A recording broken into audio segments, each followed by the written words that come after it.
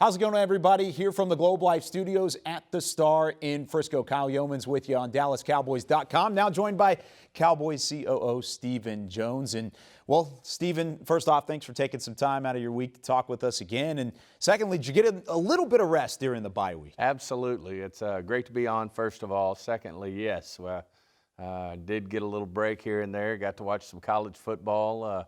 Went and watched the SMU Mustangs, watched the Razorbacks play. So that's always enjoyable. My son's up there with the Razorbacks, so enjoyed that. But the bigger thing I think you and I were laughing about is we want to make sure these players got good and rested for our up-and-coming game against the Vikings. It's a long season, and certainly these byes are important. They let people get healthy, get to catch up a little bit, and hopefully get our team's legs back up under them. No doubt about it. And you talk about specifically resting some guys that definitely need the rest, but Dak Prescott is one of those coming off of the calf strain in the win against New England. Any updates on his health and his availability moving into Week 8? Well, he's certainly making great progress. I've learned about number 4, you never bet against him. And in terms of him playing in a game, he's the ultimate competitor.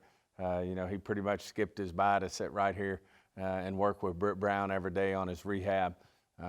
He's had a great week, and I think he's given himself the opportunity to play. We'll see how it goes when we get out there Sunday to see if we think he can do that, and he believes he can do it. But optimistic, and certainly the bye week couldn't have come at a better time for him in terms of his injury.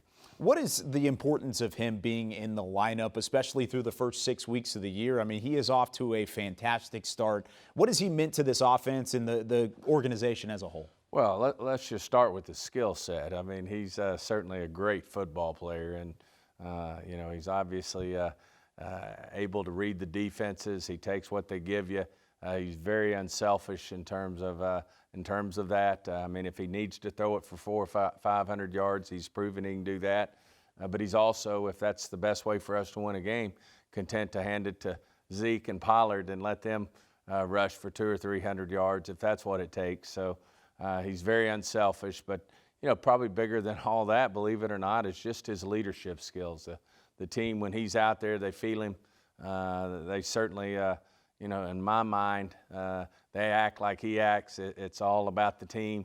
They're very unselfish and certainly respond to him as the leader of this football team. So you're certainly missing more than just the skill set.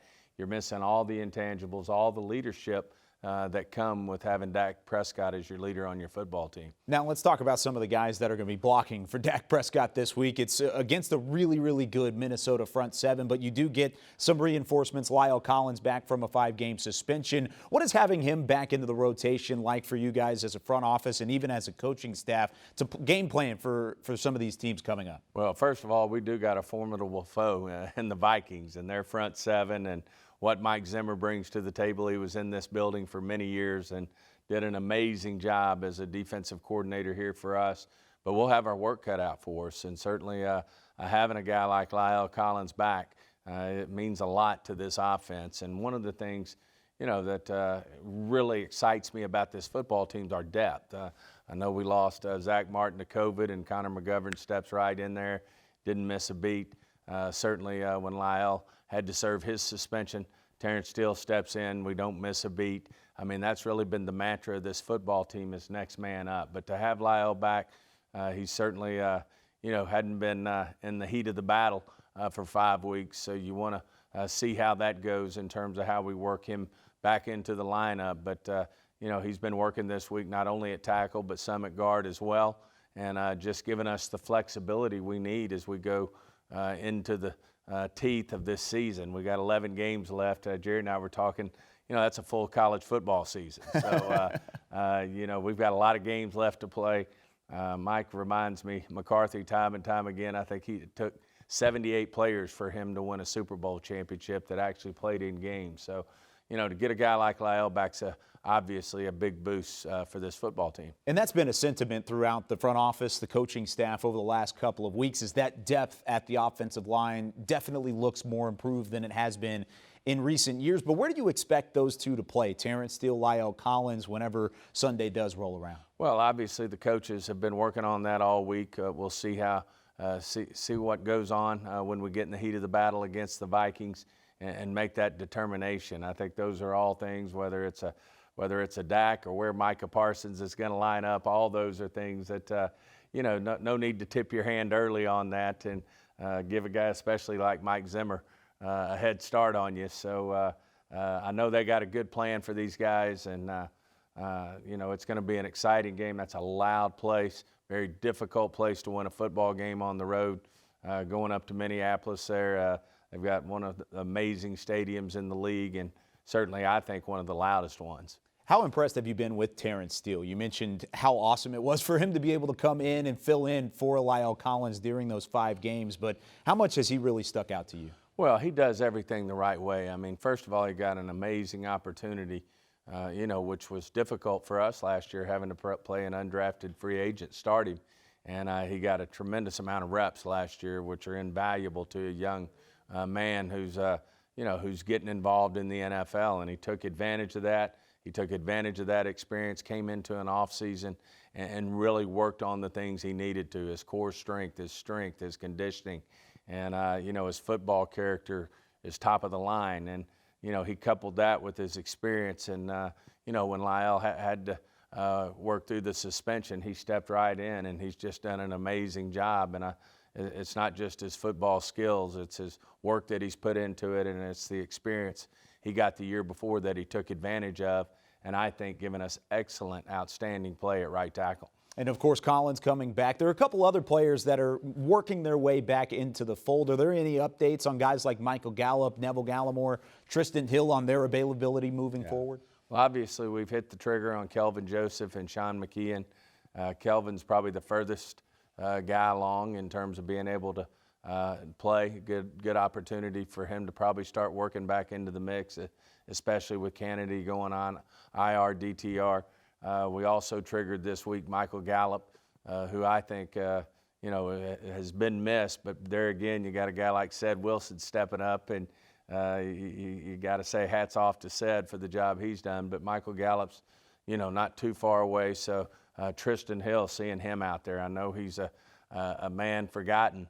But boy, he stepped right out there and shown his energy, his quickness, his suddenness, and he'll be ready to go soon too. So they've started the clock on those guys, and those will be guys who step up.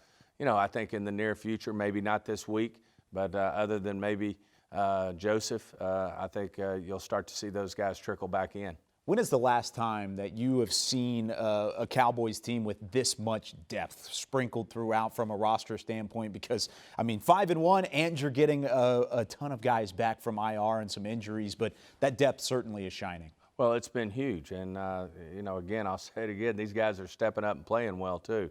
One guy I failed to mention, Dorrance Armstrong, should be back in the mix this week. He wasn't on any reserve list, but took a little longer to get his ankle right. But we were able to take the time with him because of the depth we have and not push him back out there.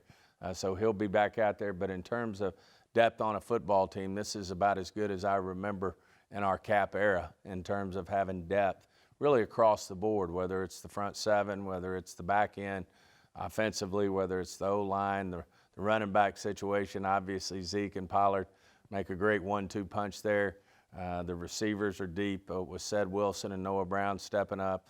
And then McKeon about to push in here with, Sprinkle's done nothing but get better every week. So it's it's really right now a deep roster that hopefully, as I said, we're getting ready to get in the teeth of the season here. We got 11 games left. So at the end of the day, you probably need them all. Got to have them all. And even this week against the Vikings, I'll end with this. What is the biggest challenge that Minnesota presents with Mike Zimmer and company? Well, his defenses year in and year out are at the top of the league. He's very innovative with his blitzing. He knows how to get pressure on the quarterback, and he seems to get the most out of those guys. And then offensively, they're a talented group. Certainly Dalvin Cook's one of the best runners in the league. They got a great receiving core, got a receiver very similar to C.D. Lamb, which we loved, and Jefferson coming out. He's doing a great job for them. Obviously, they got Thielen. They've got weapons on that side of the ball and will be a handful for us. And, Kirk Cousins, a veteran quarterback who's going to, take what you give him. And so, what we've got to continue to do is focus on the ball, focus on turnovers, because we all know in this league, if you win that battle, if you're able to win that turnover battle, there's a good opportunity you're going to win the game. Of course, 7 o'clock Sunday night football matchup. It's the Cowboys and the Vikings. Stephen, thanks so much for taking some time. Great being on. That's it for us. We'll see you next time on DallasCowboys.com.